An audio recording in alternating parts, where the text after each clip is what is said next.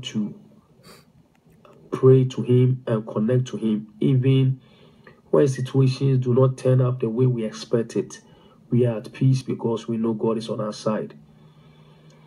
When you invite God into your problem, into your situation, even if the end result do not turn out the way you expected it, you will still be at peace. Instead of being troubled, you'll be at peace because you know God is involved and he knows what is best for you. And at the end of everything, he's going to show himself mighty and strong. And he gives you peace. He gives you peace. So you can never go wrong trusting Jesus. You can never go wrong relying on him. You will save yourself a lot of stress, a lot of worry, a lot of depression, a lot of sleepless nights, just because you chose to ride through the storms, go through the fire, go through the high waters, climb those mountains with Jesus on your side.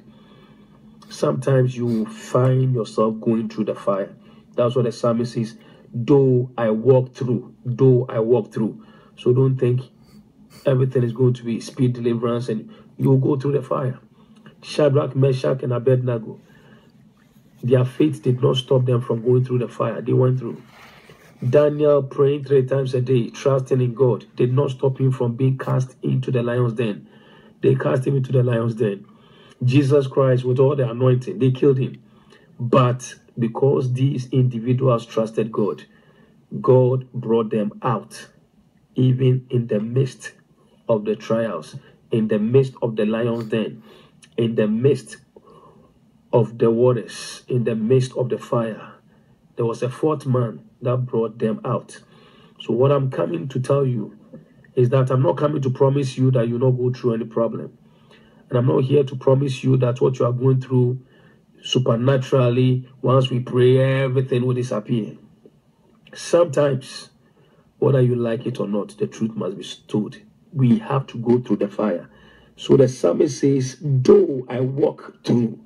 It didn't say, though I escape. No, though I walk through the valley of the shadow of death. He was going through it. And some of us, probably you are going through it now. He says, I will fear no evil. I will not fear. I will not fear no evil.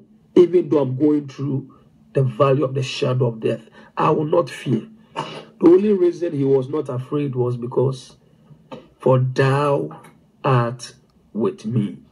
The presence of God. Knowing that God is with me. So there's somebody, your husband is threatening you with divorce, you are going to a court case. Please, you are going through it. I'm not saying that because we prayed, you are going to receive a letter. I've canceled. No. Sometimes God does it supernaturally, miraculously. They cancel. Sometimes you find yourself going through the process. And you're wondering, Lord, I thought you should have come through. You should have stopped him from filing this divorce. You should have averted this situation. No, sometimes God will look down on you to see you go through it.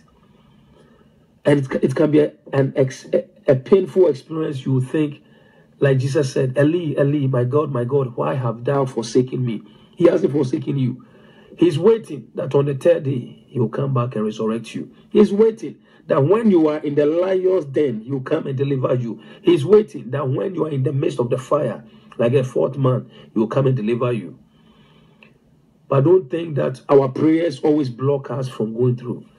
So I just came to somebody that have faith that these current storms that you are going through, even in the midst of the fire, God is with you. And I just came to tell somebody, as you are going to the court case, he's with you. As you are going through the marital challenges, he's with you. As you are going through the chemotherapy, he's with you. He could have healed you miraculously. But some, you must go through the chemo, go through the surgery, go through it. But even in the midst of that, fear no evil. Know that he is with you. So I'm not here to come. We pray for miracles, and sometimes God takes us through the process. And if you are a true child of God, you must understand it.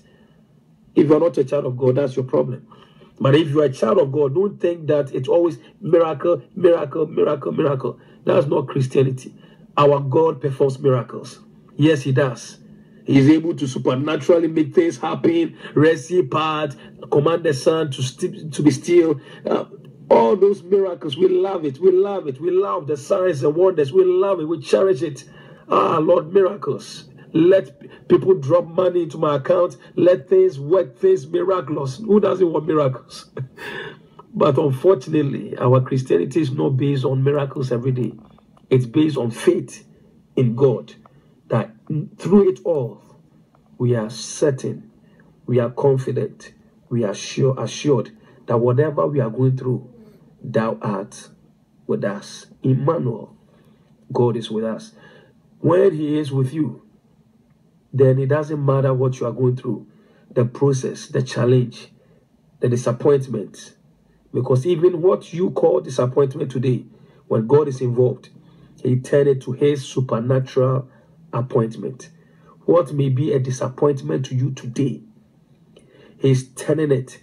How Joseph thought it was a disappointment for his brothers to have taken his coat of many colors. What a disappointment that his brothers sold him as a slave. What a disappointment that Potiphar's wife lied on him. What a disappointment.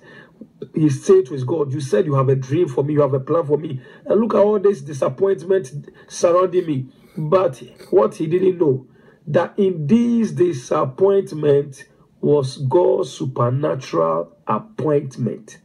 God's supernatural appointment in your disappointment. So I came to prophesy by the word of the Lord to somebody who is experiencing or has experienced what is a disappointment, but God is turning it to his supernatural appointment. Because when it's all said and done, you will realize that the name of the Lord is glorified. That's how he's able to turn a lime into a lemonade. That's why he's able to turn an obstacle to a miracle. That's how he's able to turn your setback to you bouncing back and becoming what he has in store for you. God turning your disappointment to his supernatural appointment. That's why a true child of God can say all things, not some things, all things, whether good, whether bad, whether ugly, whether good, whether bad, whether ugly, whether good, whether bad, whether ugly, whether your husband is leaving you, whether you lost a job, whether they diagnose you with a sickness, whether you failed an exams, whether good, bad, ugly, even the ugliest things, as a child of God, because my fate and my destiny is in the hands of my God, all things will work together for my good. All things will work together for my good. God will turn this lime into lemonade. God will turn this disappointment to his supernatural appointment. God will turn this obstacle to a miracle. God will perform a miracle in this situation that people can say, wow, only God can do this for you. So I just came to somebody who feels so discouraged and who feels so hopeless and feel like cursing God out. Please chill out.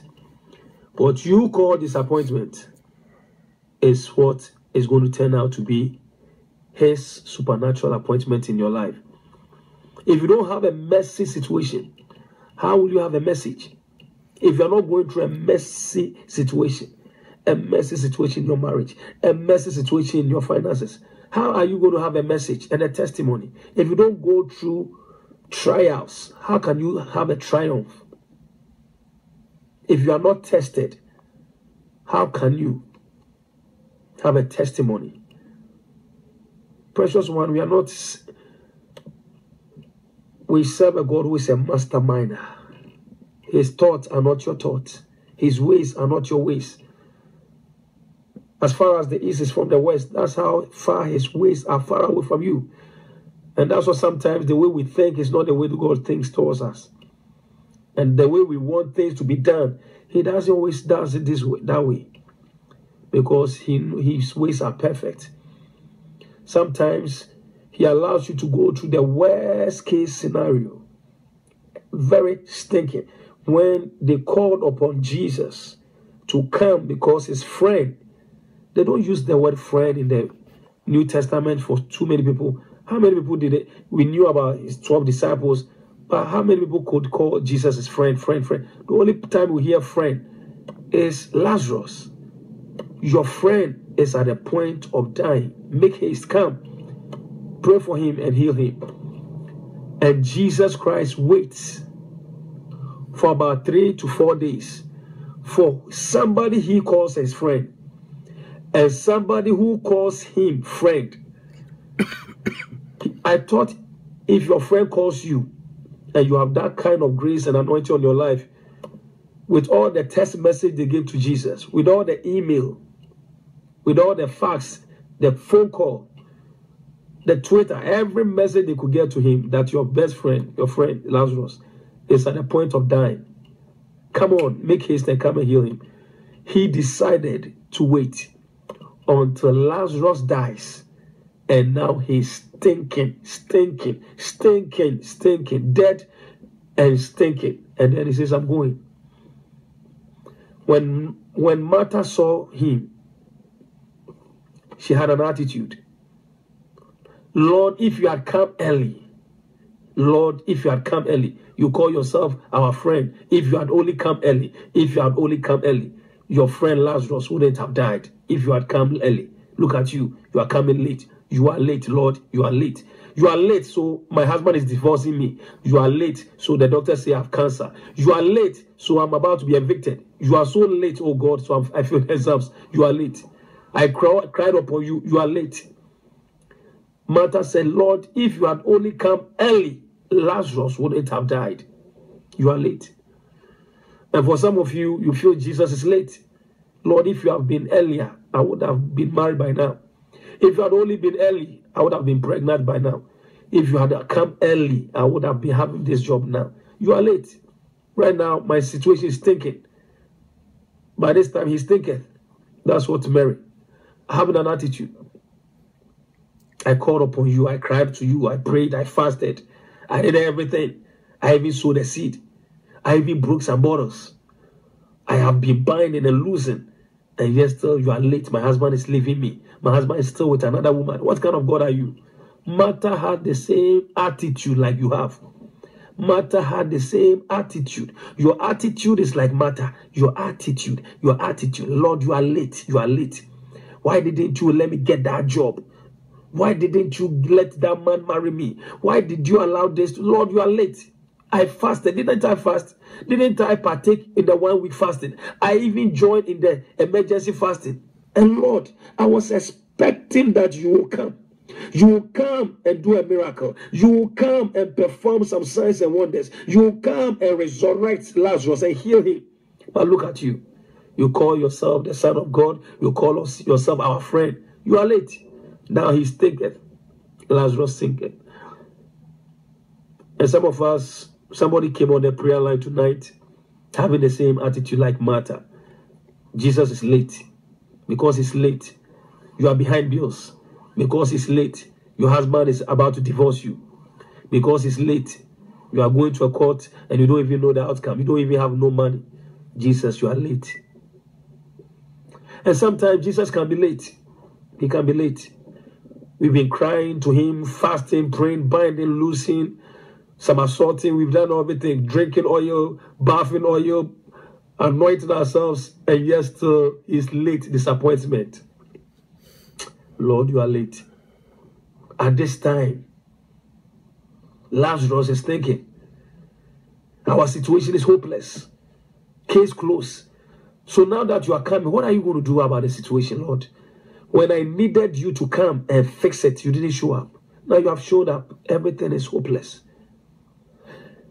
But with all this attitude of Martha, which you have the same attitude, Jesus said one thing. Do you believe? Don't you know that I am the resurrection and I am the life? I am the resurrection and I am the life. He who believes in me will not die. And he who believes in me, who is alive, will not die too. Even those who are dead will come back, and those who are living will not die. I am the resurrection. So Jesus Christ walks with him, head to the tomb, and his heart was broken. And the shortest verse in the Bible is, and Jesus wept. And Jesus wept. when he saw Mary and Martha crying, he wept.